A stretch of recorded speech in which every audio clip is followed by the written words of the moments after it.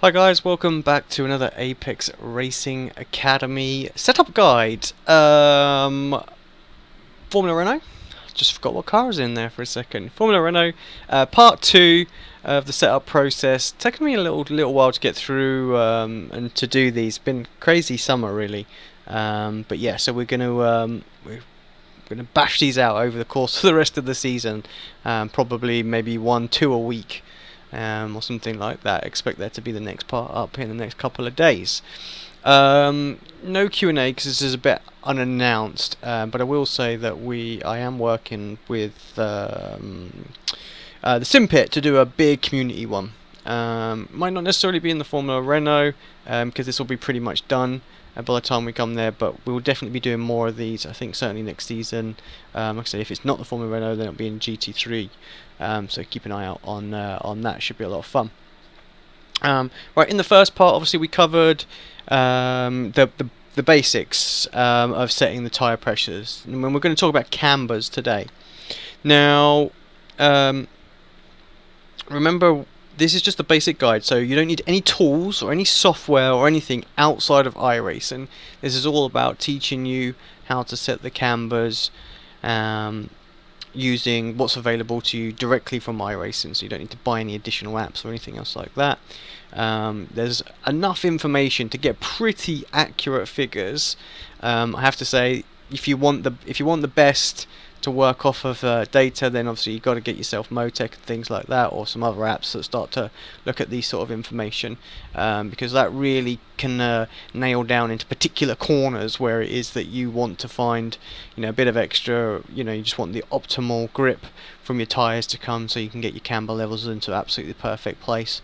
Like I say, Motec or something along those lines, Atlas, and I think iAnalyze, is there another one so that looks at those? I'm not sure what else there is. I know there's a few other sort of telemetry ones that just focus on the driver, but I'm not sure about the actual settings of the car. So, but yeah, this particular video was scheduled for Mosspot, hence the thumbnail. So you can tell how far I am behind. So I'm just gonna do this. I am on, just to sort of show you a high downforce default setup in the Formula Renault. Good starting point to use. Actually, it's not a bad feel to the car. I've reset all my optimals, and all we're going to do is focus on the cambers in this session. This is going to be about half hour, 45 minutes, something like that. Just to give you an idea, it's not going to take too long. I'm going to focus on the front end first, and then go on to the rear. And I'll obviously show you how to try and set them the best you can. I'm mainly going to be looking at this, although I've got 7.5 litres of fuel, I'm mainly going to be looking at this for a race.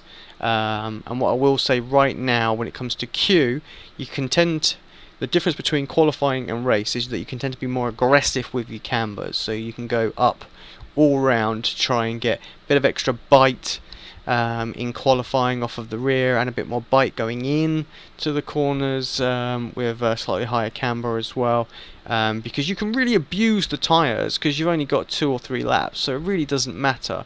But of course they need to be balanced, so you can't just go and throw really high cambers on front and back. You'll need to balance them front to back, and also the setup might need a little tweak, because you might go a bit too aggressive and it might be a bit too turny, so you could probably dial the wing down a fraction, but of course then you get a bit more straight line speed, so you can see how you can gain time in a Q set. But what you won't do in a race set, of course you won't be able to do that, because all you're going to do is burn out the tyres. As we know from the last video, the tyres are so sensitive to heat, so once we get the cambers just a little bit wrong, we might be either leaning too much on the inside of the tyre, and in which case this temperature is going to go sky high here, or it's going to be a little bit too less camber, and then it's going to be the middle temperature that's going to skyrocket. But either way, as soon as we start to get an imbalance in temperature across the tyre, then we're going to lose a little bit of time. So basically our end goal that we're going to try and get to today, and we'll see if it gains us any significant time, will be to get the front camber levels and the temperatures fairly even. We want to see even tyre wear, and we want to see even temperature as well. Front and back all round basically is the ideal. People have asked me in the past, this is a question, will you run asymmetrical cambers? I have to say very, very rarely. Some tracks do suit that. One that comes to mind is like Lime Rock Park. You can get away with it because obviously it's just got the one left hand turn. However, there is a small bug in iRacing that will allow you at the moment, which they know about, which is the asymmetrical handling of the cars, and you can almost counteract that with a little bit of adjustments on camber. I won't go into too much detail on that, but so yeah, you can sort of fix that little glitch with some camber tweaks.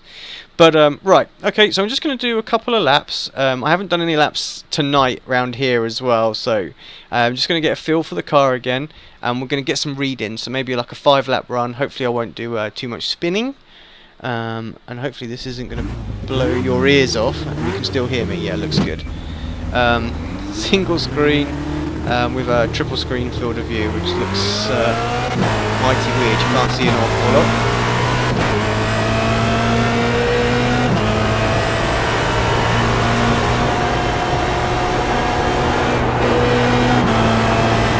Very good.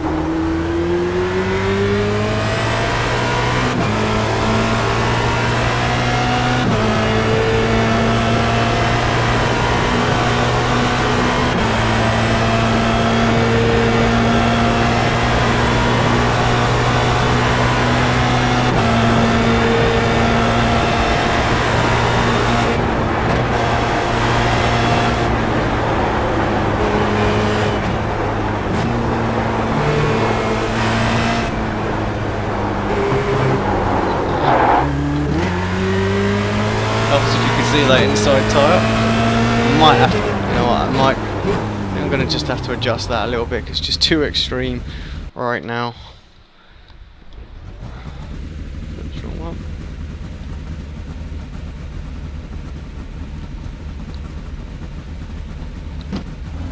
Okay, you see a little bit of the car.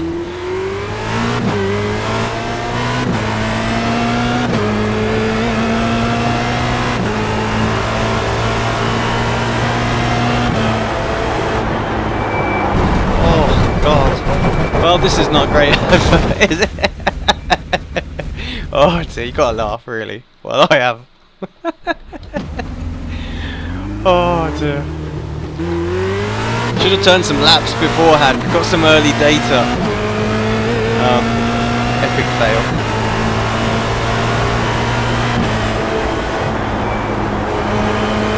I never said I was the greatest Formula Renault driver, that's for sure.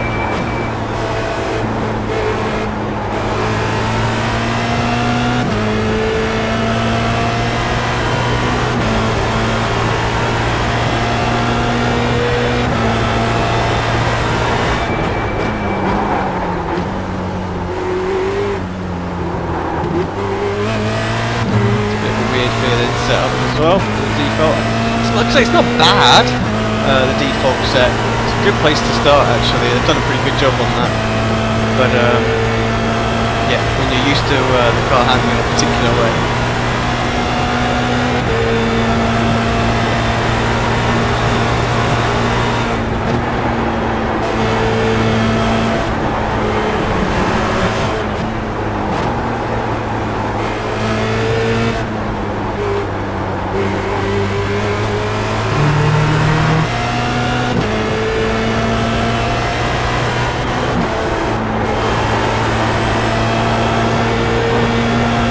probably just going to push this until the fuel runs, about 5 or 6 laps.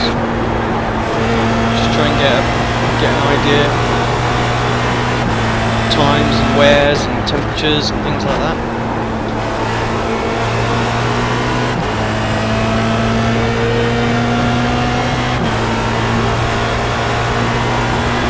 Obviously don't have to sit around for this bit, just fast forward till I'm back in the garage.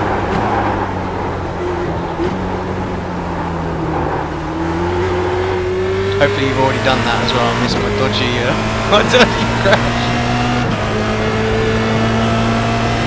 Like I say, I'm not too worried about lap times. I don't want to blow any times out of the water here. We are just running off on a default set, default weather. So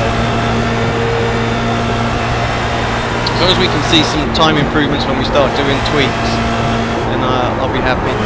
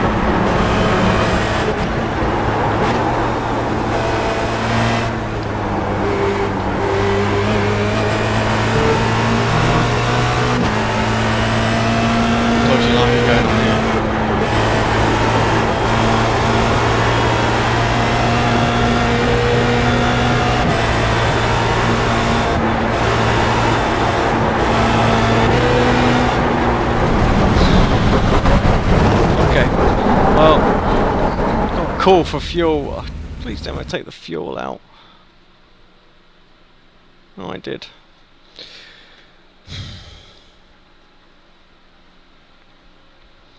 Okay. It's probably a good enough read anyway. Now, what I wanted to point out really first here, I'm gonna head to the rear tire first up. One thing we have to always remember with iRacing and the garage is that it gives you the last temp.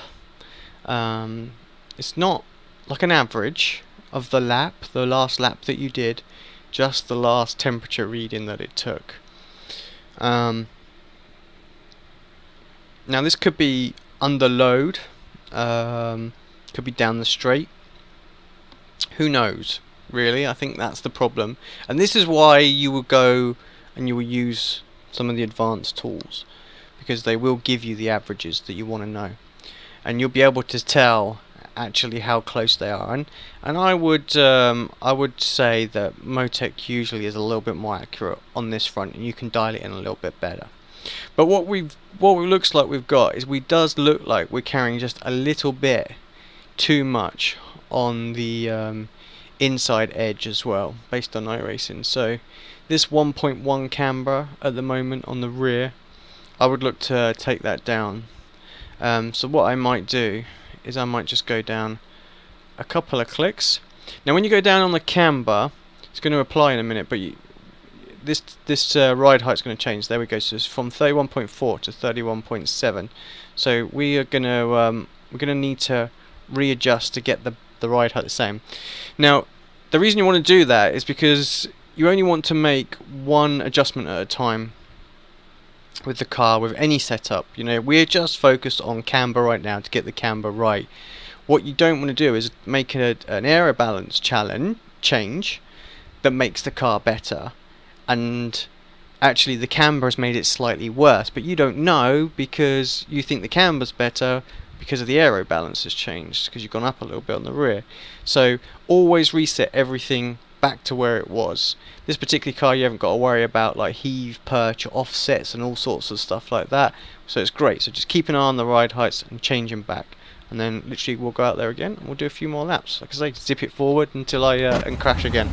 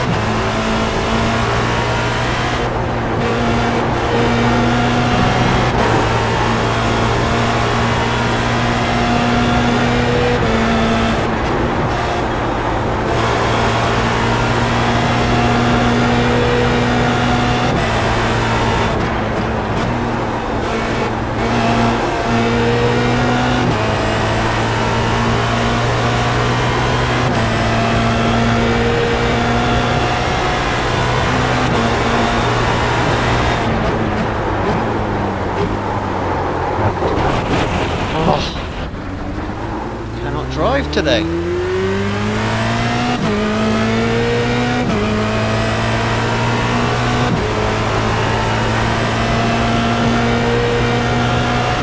What I will say right now is I'm actually feeling the back end moving around a tiny little bit more. So all the numbers might be a little bit better. I think I might have gone a bit too far. It's the thing with not having 100% accurate information, is that you do have to do a lot of this on feel as well, so you have to feel what the car's doing.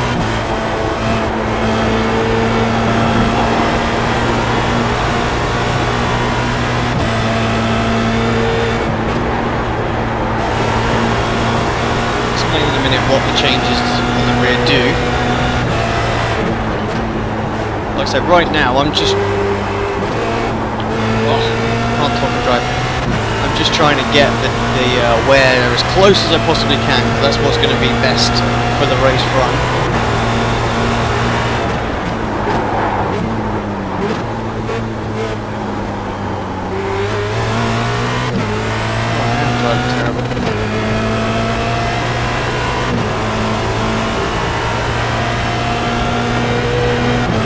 You have about 5 laps of fuel left.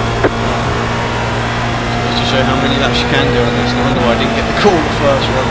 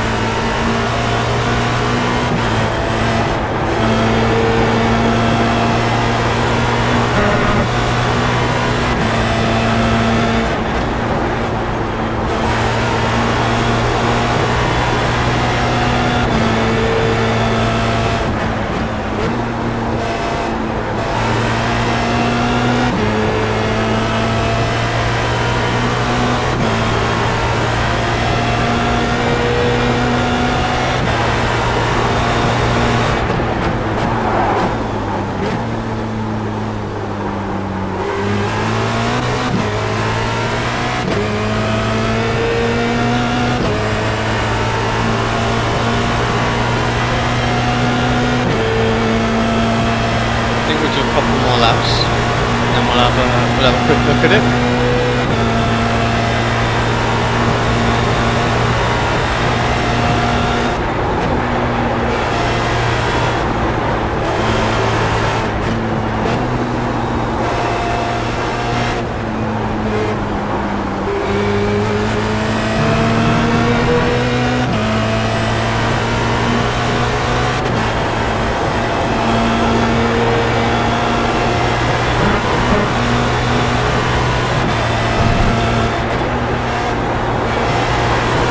Getting quicker at the minute, but that's just more confidence, I think, because it's first bit of running tonight.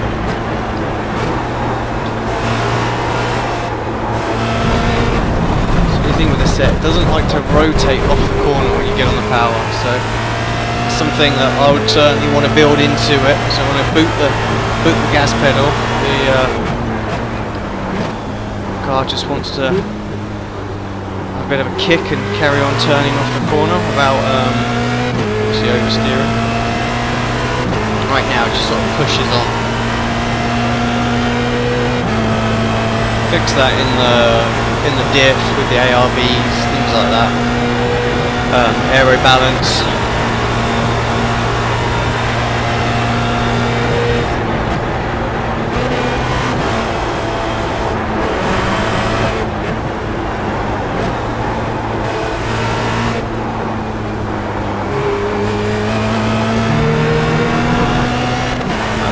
Just to get figures.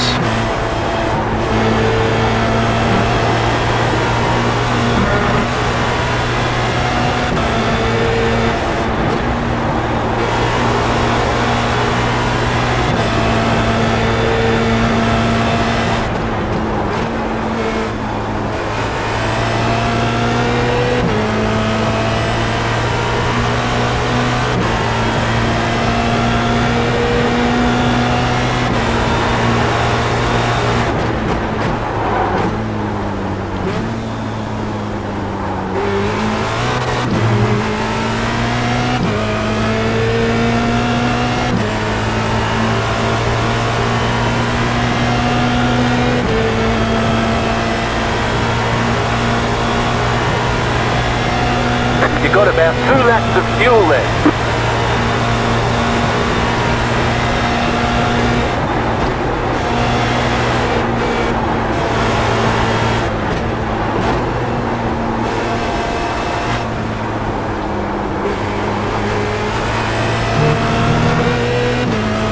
Right, what's that? So 15.0. Right, let's bring it to a stop. We don't want to lock up when you bring it to a stop as well, because that'll affect the heat that you're putting in there. Let's have a quick look. Alright, that's much better with the temperatures. That is exactly what we wanted to see.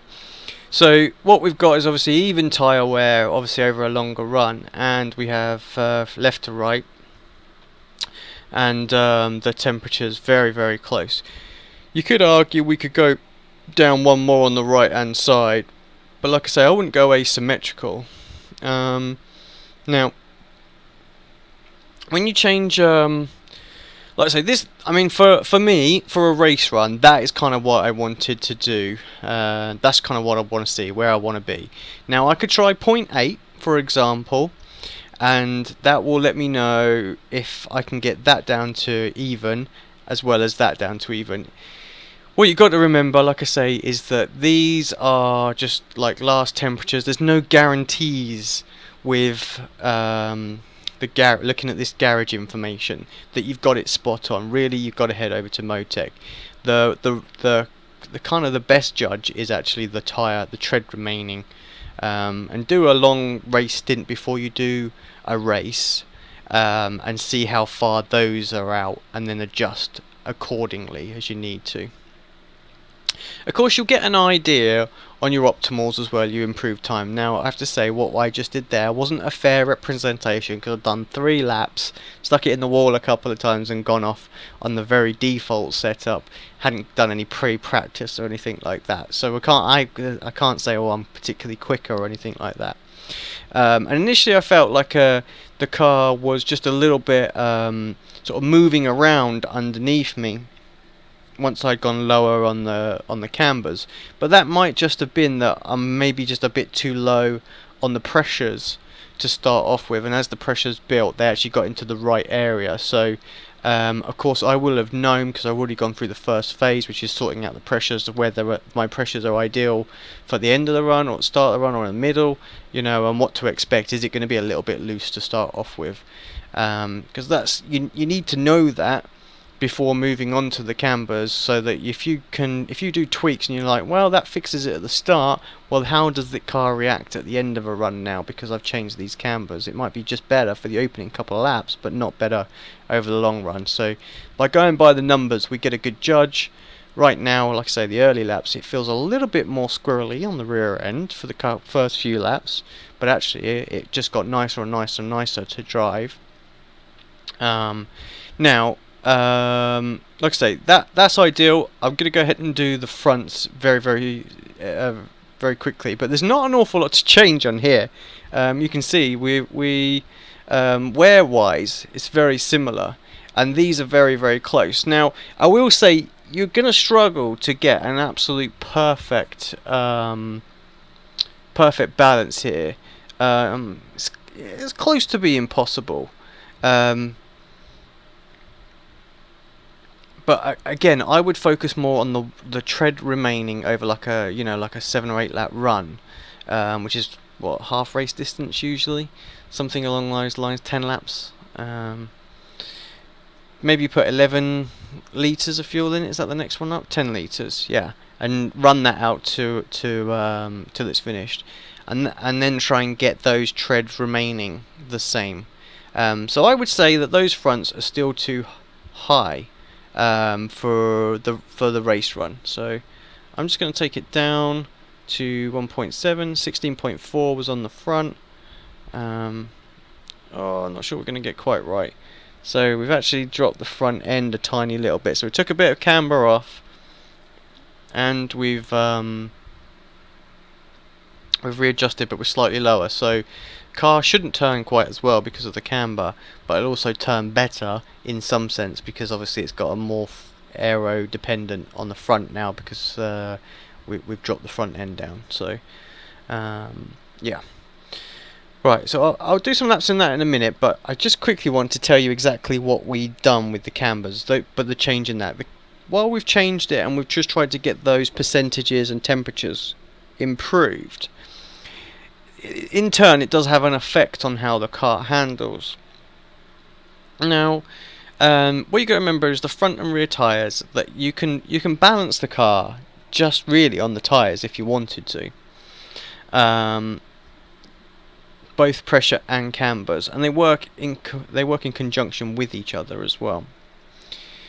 Now, when I lowered the rear cambers, what that's allowed it done, because you remember me picking up that I said the car felt a little bit more squirrely, and that's because it's allowed the car, because it's not leaning on the car on the tyre quite so much.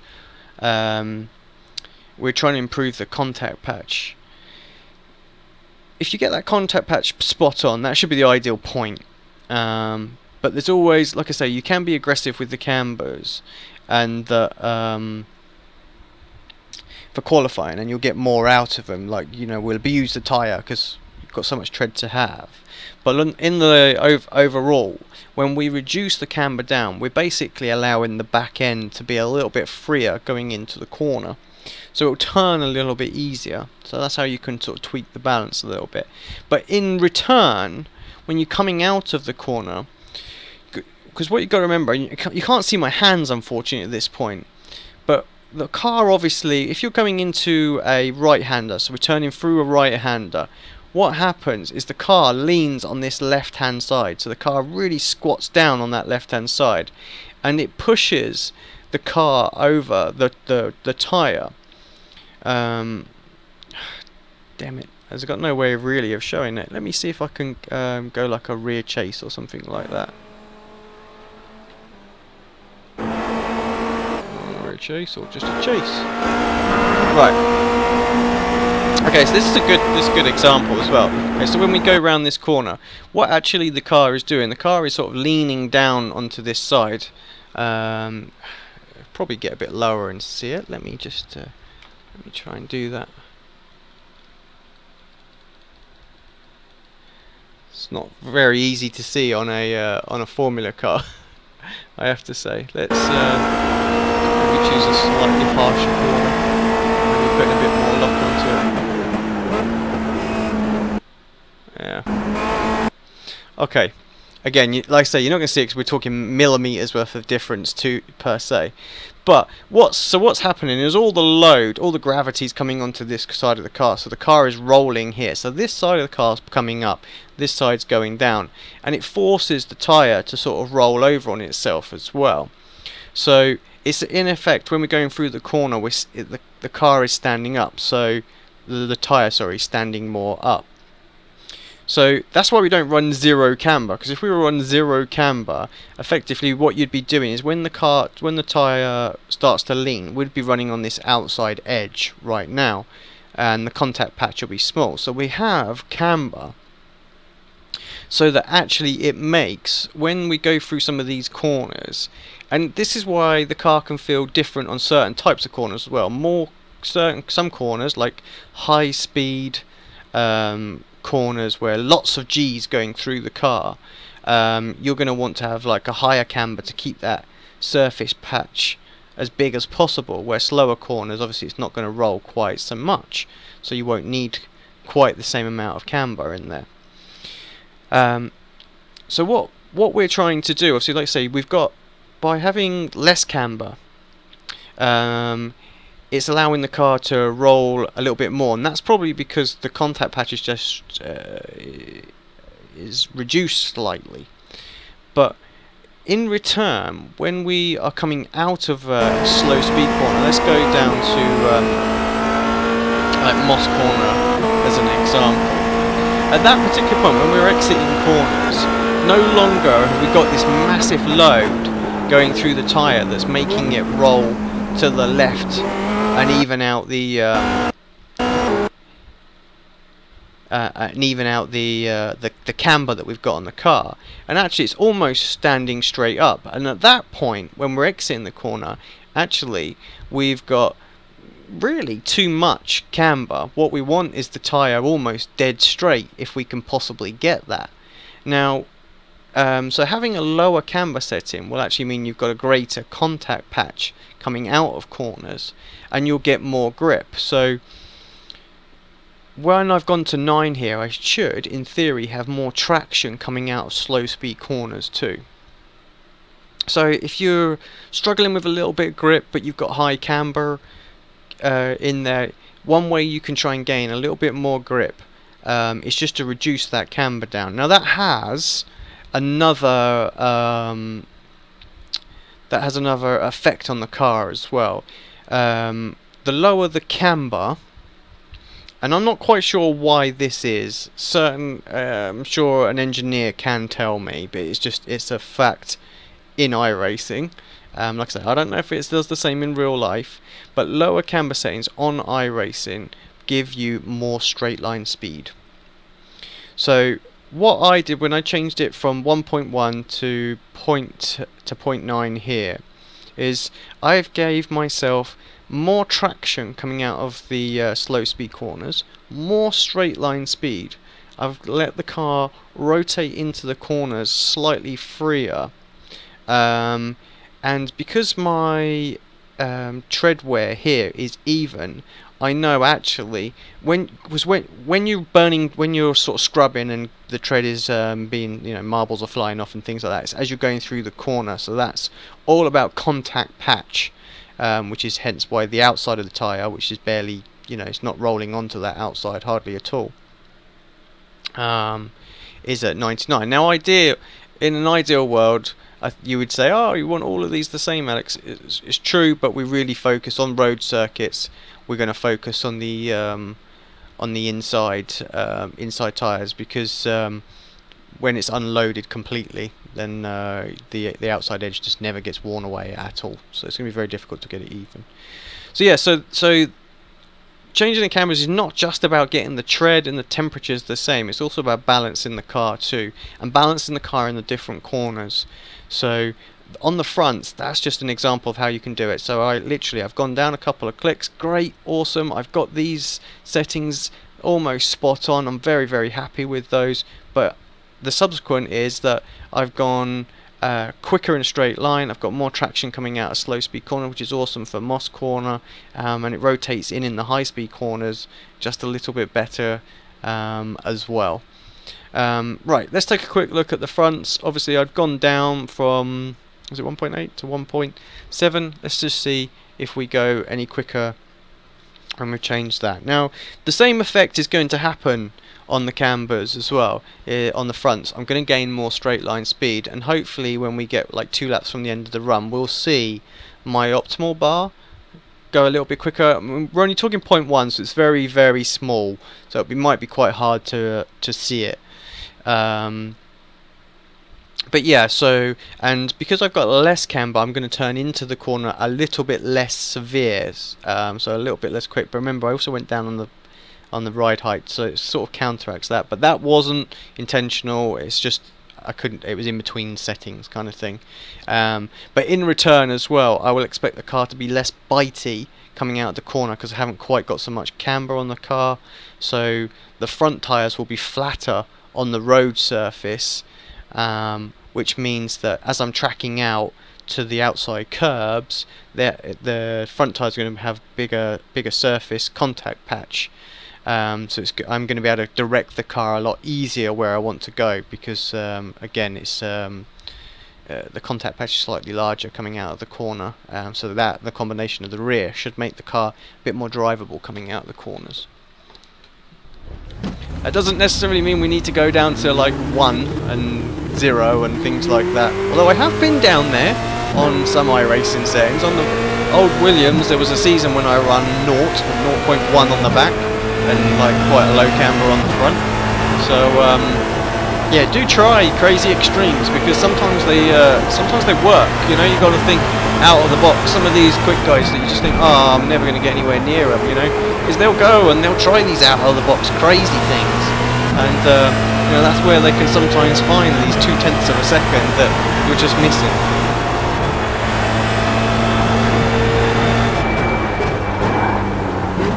Now, the other effect obviously lower cambers would have is going into a corner, obviously where I'm straight again, I should have a larger contact patch on the road, which means I should be able to brake slightly better as well. Again, hardly noticeable because it's only the 0.1, but you know, a 2.8 front camber that's going to be super aggressive going into the corners is going to have less braking capability than a 1.8, for example.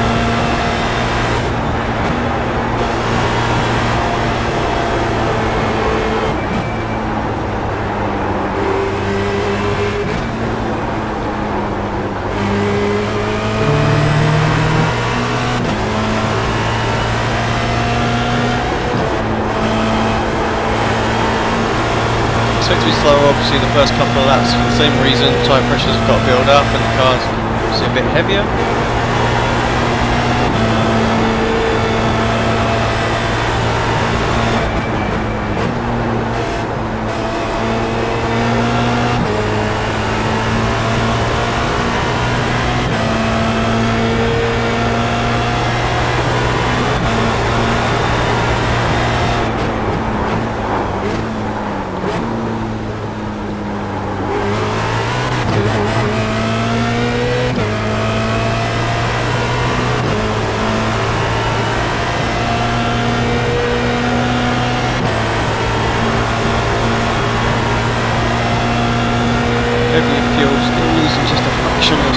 down the straight, but almost not, so you can almost see the gain from the camera already.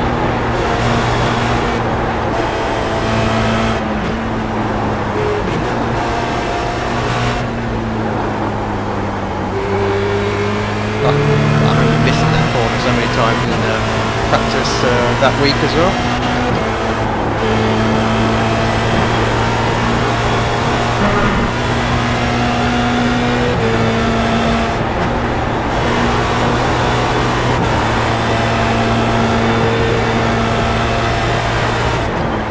Great gigantic moth has just landed on my screen.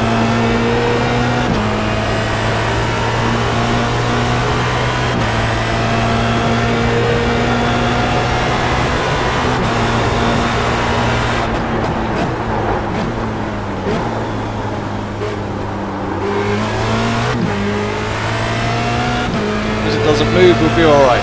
Otherwise you'll hear me scream like a girl. I hate moths.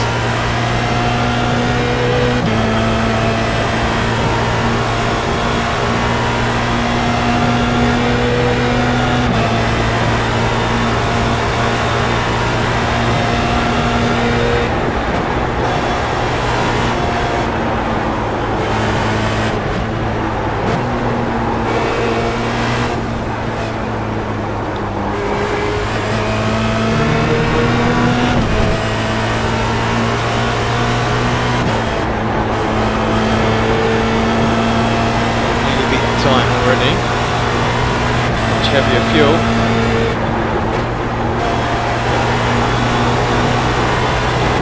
Again, that could just be me getting quicker.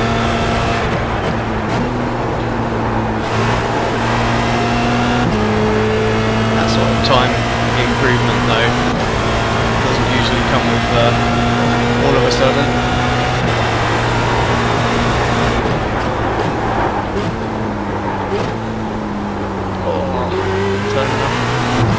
Hot in there. See how the car is just picking up speed in a straight line. Obviously the first lap where I improved was obviously just the fresh rubber and I just nailed the exit. You got about 4 laps of fuel left. So it's not huge, that's just the fuel burning out from the optimal that I set for that lap.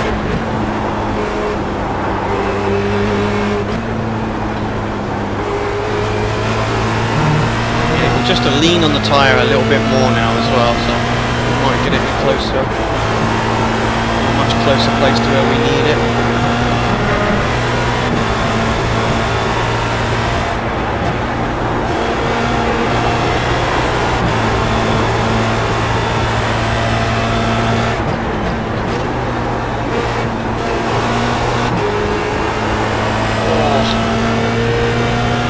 A little bit pushy coming out of there actually, but I tell you, it does feel better coming out of the corners than it was as well, which is again what I was saying about the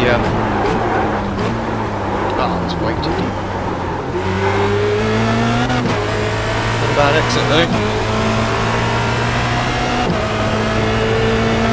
But yeah, just because the contact patch on the front of the car is better, it's not understeering so much coming out of the corner. I really can sort of decide where I want to put it.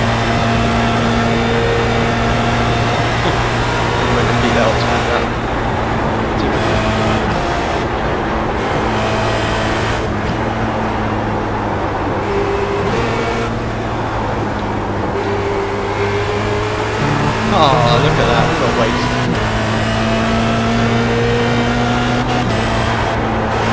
Oh, it moved. Stop flying around my head.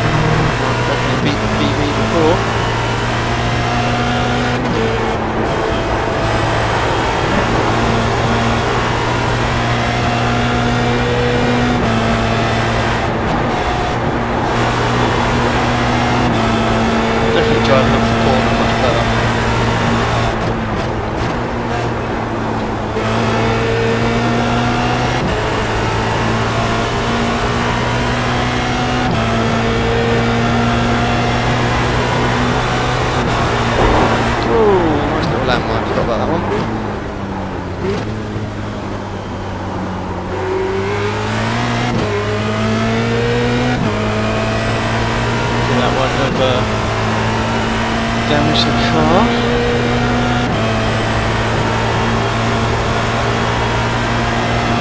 So the next lap will be the same You've one got about 2 laps of fuel. yeah, that's what we did the fast lap on, so we'll try and do that.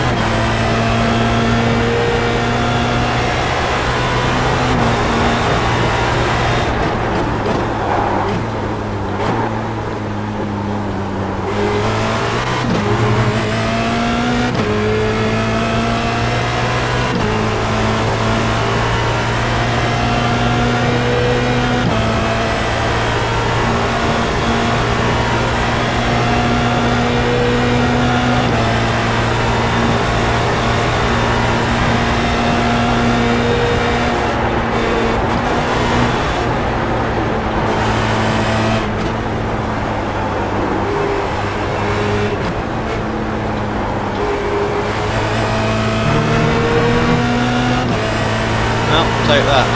That's nice. I can see now how much of an improvement just Cambers can make. Okay. So the front obviously only 0.1 out, and to be honest, that's the tyre that gets loaded the most. This one obviously a little bit more unloaded. So obviously with a clockwise circuit, really this one's the one that's going to get close unless you start going asymmetrical. Just going to quickly wind back the YouTube video and see where it was before. It was 85 and 82 before, and it was 88 and 86, so it was 2 degrees out before, and it's only 1 degree now, and that's about the same as it was before. So like I say, because most of the corners are right-hand corners, because obviously we're going clockwise. This is the tyre that you're going to get closest to. This one's always going to be a little bit further out.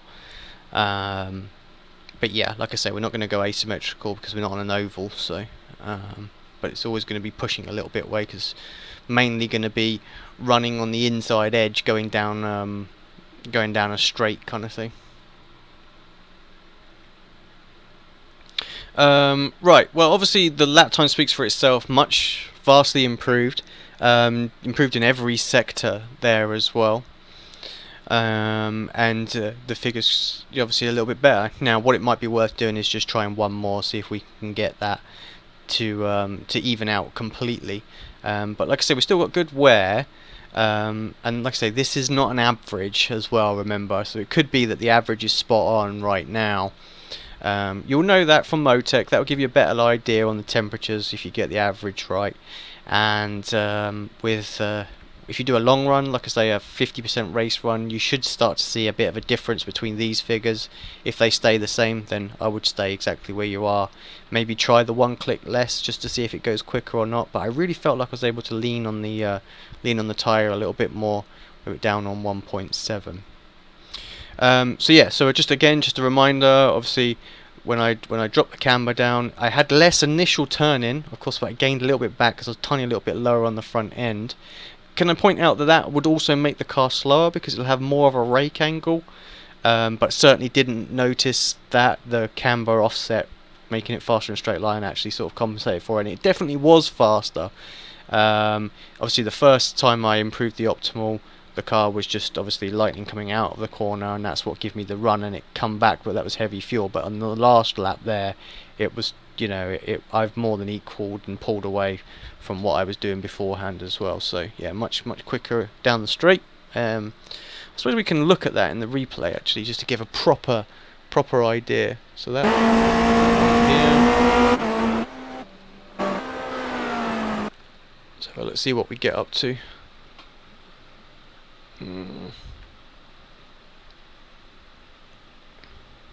Of course, the exit's going to make a big difference to it as well. We might be carrying an extra K because of the exit, but not going to be hugely different.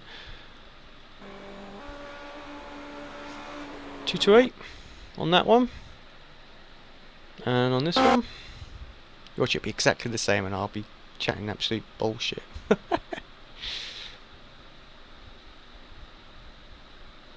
But you know, a couple of kilometers an hour can make all the difference. You know, just getting a move done. You get tucked up in the slipstream, it just makes it a little bit easier to overtake.